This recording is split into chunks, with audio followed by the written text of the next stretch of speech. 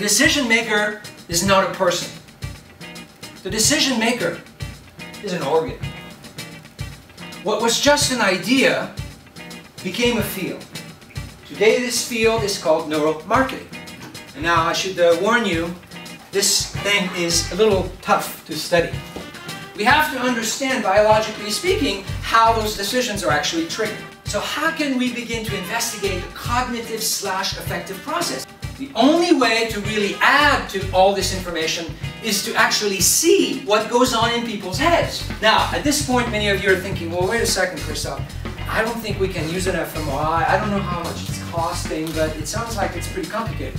Well, I recognize that. That's why I investigated hundreds of studies that are using mostly fMRI or EEG or facial decoding, and we extracted what we believe are core principles that you can use today without putting your people in an fMRI, and they will predictably generate better response.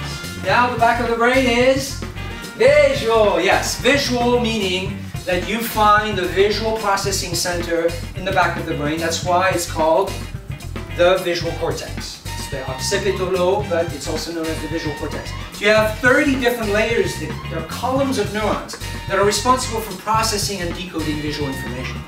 Explaining the value of what you do just using words is not going to go to the root of the matter. You have to integrate strategies that will create meaning in a few seconds. If you are in sales, in marketing, running a business, you can no longer ignore this information. Once you have that information in your own brain, I don't need to convince you that you need to change anything. You will know that you need to change everything.